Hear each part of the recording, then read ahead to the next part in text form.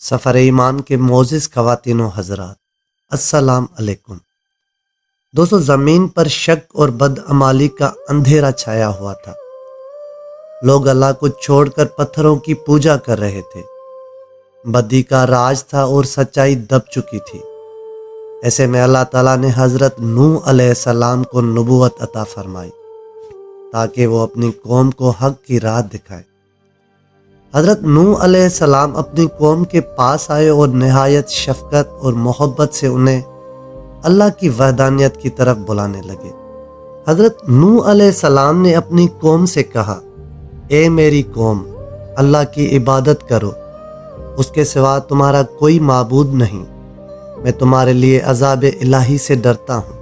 ناظرین، حضرت نوح علیہ السلام دن رات اپنی قوم کو سمجھاتے رہے، دلیل دیتے رہے، اللہ کی رحمت اور عذاب دونوں کے بارے میں خبردار کرتے رہے، لیکن قوم کے سردار اور بڑے لوگ غرور میں مبتلا تھے۔ وہ حضرت نوح علیہ السلام کا مذاق اڑاتے رہے تھے۔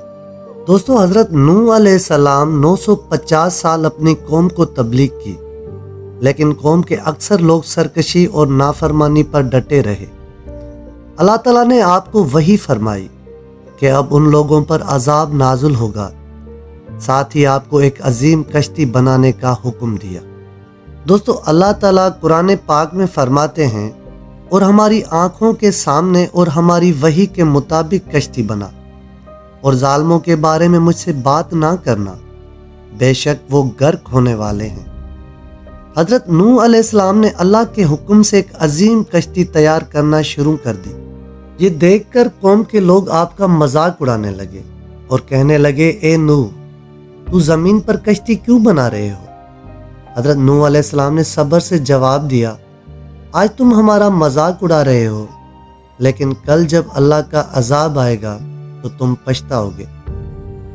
پھر وہ لمحہ پہنچا جس کا اللہ نے وعدہ کیا تھا۔ زمین سے پانی کے چشمے پھوٹنے لگے، آسمان سے بارشیں برسنے لگی۔ حضرت نوح علیہ السلام نے اللہ کے حکم سے اپنے ماننے والوں اور ہر جانور کے جوڑے کو کشتی میں سوار کر لیا۔ پانی بڑھتا گیا، بستیاں ڈوبنے لگیں، اور آخرکار پوری زمین پانی میں غرق ہو گئی۔ وہ لوگ جو حق کا انکار کرتے تھے وہ سب ہلاک ہو گئے، اور صرف وہی بچے جو حضرت نوح علیہ السلام کی کشتی میں سوار تھے۔ دوستو، کہا جاتا ہے کہ حضرت نوح علیہ السلام کا اپنا بیٹا بھی کافروں کے ساتھ تھا۔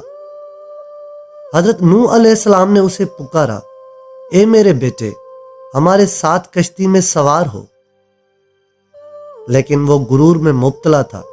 بولا، میں کسی پہاڑ پر چڑھ جاؤں گا جو مجھ سے پانی سے بچا لے گا۔ حضرت نوح علیہ السلام نے فرمایا، آج اللہ کے حکم سے کوئی بچانے والا نہیں۔ پھر ایک موج آئی اور اس کا بیٹا ڈوب کر ہلاک ہو گیا۔ جب زمین نے پانی نگل لیا، آسمان نے بارش روک دی، تو کشتی ایک پہاڑ پر جا ٹھہری۔ اللہ نے حضرت نوح علیہ السلام کو اور ان کے ماننے والوں کو نئی زندگی عطا کی۔ حضرت نوح علیہ السلام نے اللہ کا شکریہ ادا کیا اور ایک نئی قوم کی بنیاد رکھی جو اللہ کی عبادت گزار تھی۔ دوستو، حضرت نوح علیہ السلام کی کہانی ہمیں صبر، استقامت اور اللہ کی راہ پر ڈٹے رہنے کا درس دیتی ہے۔ ہمیں یہ سیکھنے کو ملتا ہے کہ حق ہمیشہ غالب آتا ہے۔ دوستو، امید کرتا ہوں کہ آپ کو میری یہ ویڈیو پسند آئی ہوگی۔ اگر آپ چاہتے ہیں کہ مزید اسلامی ویڈیو آپ تک پہنچتی رہیں تو ویڈیو کو لائک کریں اور چینل کو سبسکرائب کریں۔ شکریہ۔ اللہ حافظ۔